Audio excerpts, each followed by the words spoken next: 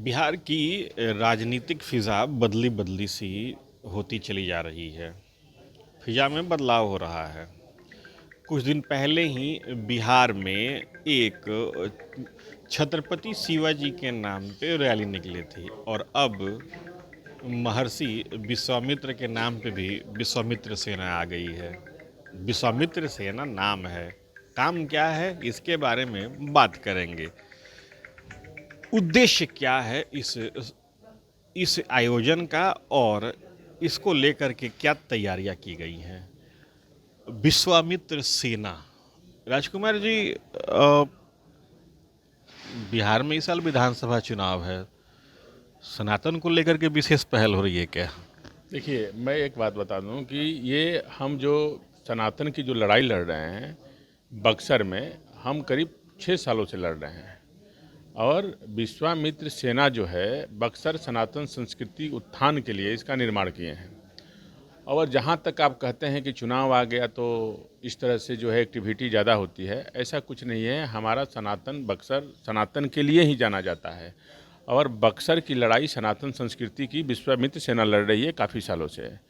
और हम चाहते हैं कि जिस तरह से बक्सर सनातन संस्कृति का धरोहर है, जो गरिमा है, जहाँ भगवान राम की कर्म भूमि है, जहाँ माता अहिल्या का उद्धार हुआ, जहाँ वामन अवतार हुआ, जहाँ च्यवन ऋषि जी जो कायाकल्प जो है च्यवनप्राश खा के लोग कई कंपनियां जो है आज सबसे ज़्यादा मुनाफे में है, उस धरती को इग्नोर किया गया। वो सबसे पिछड़ा जिला क्यों बन गया? सबसे टूरिज्म का बिहार का सबसे अच्छा जगह है। माता गंगा के किनारे जो उत्तरायणी नदी केवल काशी और बक्सर में है, वो बसने वाला सबसे सुंदर और पुराना शहर आज किसकी नज़र लग गई उसकी, जो आज तक उसका उद्धार नहीं हुआ। तो विश्वामित्र सेना बक्सर सनातन संस्कृति की उद्धार की लड़ाई लड़ रही है, उसके साथ साथ पूरा बिहार सनातन संस्कृति की उद्धार की लड़ाई लड़ रही है।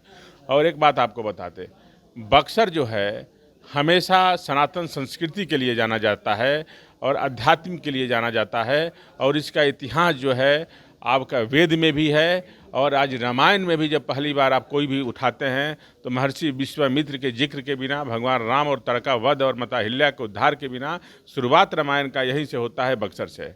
तो ये बक्सर से विश्वामित्र सेना का निर्माण हुआ, और वो भी हुआ इसलिए कि जब बक्सर का विकास नहीं हुआ, विश्वामित्र की धरती की विकास नहीं हुआ, तो विश्वामित्र जी के नाम से ये संगठन बना और विश्वामित्र सेना बना।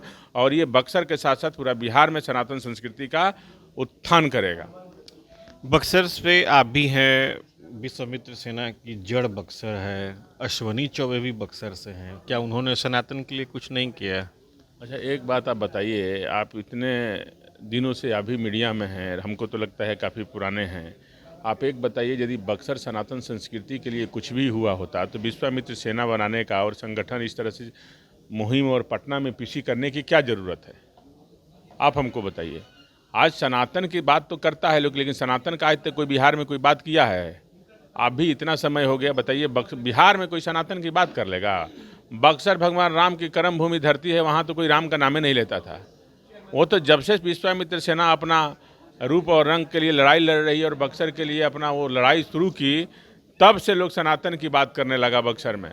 सनातन का कभी कोई बात किया है? भगवान राम का नाम लेने से लोग डरते थे मंच पे। आप कहते हैं कि सनातन के लिए कौन के? सनातन का किया होता तो आज बक्सर कहाँ से क्या अयोध्या बन गया होता। इसी 6 तारीख को राजधानी में सनातन महाकुंभ का आयोजन हो रहा है और बहुत अच्छी बात है उन्होंने मेरे भाई। अश्वनी चौबे ही उसको सब देख रहे हैं। अरे भाई, तो ये पहले सब करना था ना। ये तो सनातन का करना अच्छी बात है, हमारे लिए तो बहुत है। हर आदमी सनातन की बात करे, हर आदमी सनातनी है, अब अच्छा है। अब जो करने का और बाद में भी करने का जो भी है उनका, वो अपना है। और उसमें अब क्या बोल सकते हैं? सनातन संस्कृति की तो सबके लिए बहुत है।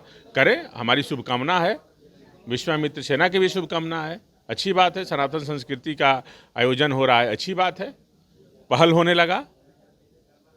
ये तो बहुत पहले हो जाता तो बक्सर का उद्धार हो जाता, बक्सर का कल्याण हो जाता। आज बक्सर के लोगों को रोजगार, शाहाबाद के लोगों को रोजगार मिल जाता। जिस तरह से अयोध्या का हुआ है, उन्होंने तो बहुत मजबूत आदमी थे। आपने सनातन की बात कही और मज़ेदार बात ये है कि कल ही आरजेडी की एमएलसी हैं उर्मिला ठाकुर, उन्होंने लालू प्रसाद यादव की तुलना महादेव से कर दी थी। उनका कहना था कि कलयुग के महादेव हैं लालू प्रसाद यादव। क्या कहना चाहेंगे?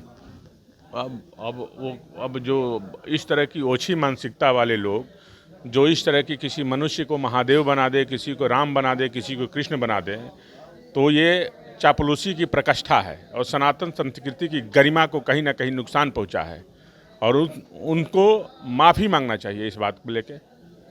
कौन सा महादेव का काम हुआ है, कौन सा काम करते हैं जिसके लिए महादेव की बात हम करें? क्या सनातन संस्कृति के लिए किए हैं? उनके ही नेता माता हमारी देवी जो कहे दुर्गा को क्या क्या नहीं बोला, उन्हीं का नेता गाली दिया। आप बात करते हैं महादेव का। अब ऐसे लोग चापलूसी की प्रकाष्ठा है, टिकट लेना होगा, वो महादेव हैं। अभी वो एमएलसी भी हैं। हाँ, टिकट लेना होगा, कुछ अपने आप को अच्छा करना होगा उनके नज़रों में। जिसको समाज अच्छा बोलता है वही अच्छा है। सनातन संस्कृति के लिए कोई कुछ नहीं किया है और सनातन को ये लोग कमज़ोर किए हैं, सनातन को गाली दिलवाए हैं, सनातन के लिए लोगों को उकसाते हैं कि सनातन को गाली दो और बंटो। जिसके घर में, जिनके नाम ले उनके घर में सबसे ज़्यादा पूजा पाठ होता है, लेकिन सबसे ज़्यादा सनातन विरोध कराने वाले लोग वही हैं, अपने नेताओं से, अपने लोगों से। ऐसा नहीं होना चाहिए। व्यक्तिगत लाभ के लिए आप किसी को, समाज को तोड़िए मत। समाज को तोड़ने का अधिकार किसी को नहीं है। आप बड़े नेता हैं, समाज के बड़े नेता हैं, आप सनातन संस्कृति की, आप विकास की लड़ाई लड़िए, लेकिन अपने ही सनातन संस्कृति को कमज़ोर मत करिए।